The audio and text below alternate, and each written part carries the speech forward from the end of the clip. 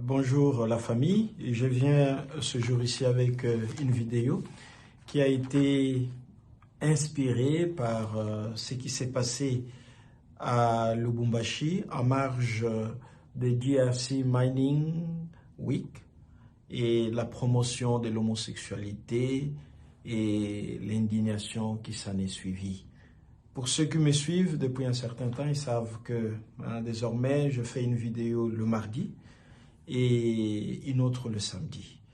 Veillez donc, si vous trouvez que ce que je dis a du sens, veuillez partager vraiment ce que je dis, mes vidéos.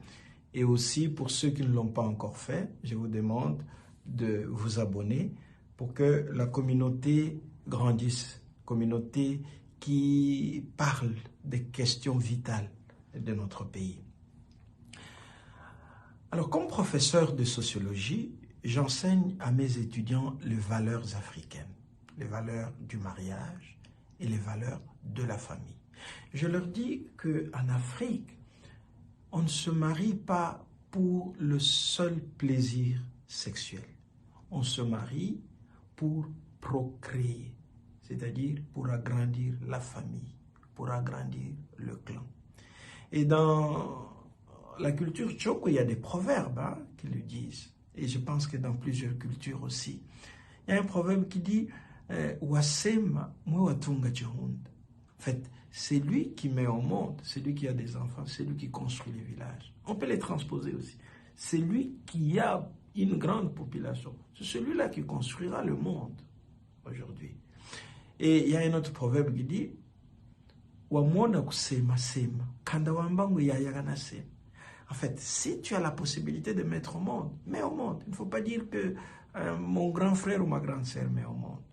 Et dans l'initiation traditionnelle, il y a une cérémonie chez nous, l'initiation traditionnelle de la femme qu'on appelle Chikumbi. Il y a une cérémonie de fécondité. Qu'est-ce que l'on fait? On prend une jeune fille et sur son dos, on y dépose des haricots, les graines des haricots. Et la formatrice de la jeune fille encourage la jeune fille à avaler ces graines des haricots autant que possible, avec l'espoir que ces haricots reviendront en forme d'enfant que la jeune fille mettra au monde. C'est pour vous dire que le mariage et la procréation sont des aspects tout à fait culturels de notre peuple en Afrique. Vous savez, ma présence et mes enseignements ici au Japon m'ont fait comprendre les valeurs d'une culture. Pour que cette culture soit respectée, il faut que le peuple vive cette culture. Les Japonais vraiment n'ont pas abandonné leur culture. Ils ont emprunté de l'Occident toutes les valeurs de l'éducation, de l'école, de la technique, mais ont inculturé cela. Et je pense que c'est leur force.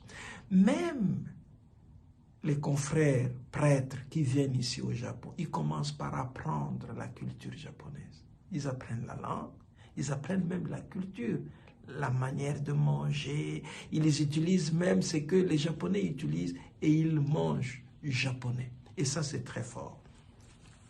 En fait, ce qui se passe aujourd'hui avec la promotion de l'homosexualité en République démocratique du Congo et dans de nombreux pays d'Afrique me fait réfléchir.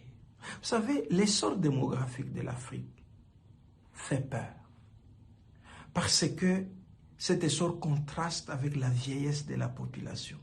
Aujourd'hui, dans le monde capitaliste, on a besoin de personnes pour acheter des produits que vous avez.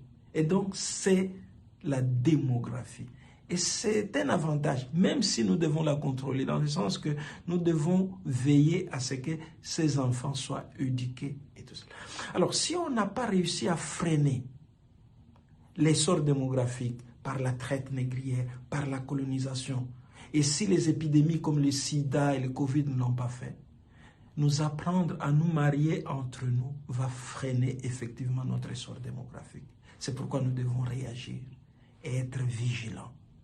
Notre culture, c'est le mariage entre un homme et une femme en vue de la création, comme les ancêtres nous l'ont demandé et comme les Saintes Écritures aussi nous le demandent. Faisons attention et je suis content que les gens se soient indignés à Lubumbashi et que l'autorité civile et politique ait demandé des excuses publiques des personnes qui ont fait cette campagne. Mais nous devons savoir que la plupart de nos jeunes aujourd'hui sont convaincus que, et c'est ça qu'on leur dit, à coups de millions, que pour être quelqu'un, pour accéder à des responsabilités, il faut adhérer à la communauté homosexuelle. Ce qui est faux. Et donc, il faut que nous ouvrions l'œil et le bon pour réagir contre cette campagne qui contredit et qui bafoue notre culture.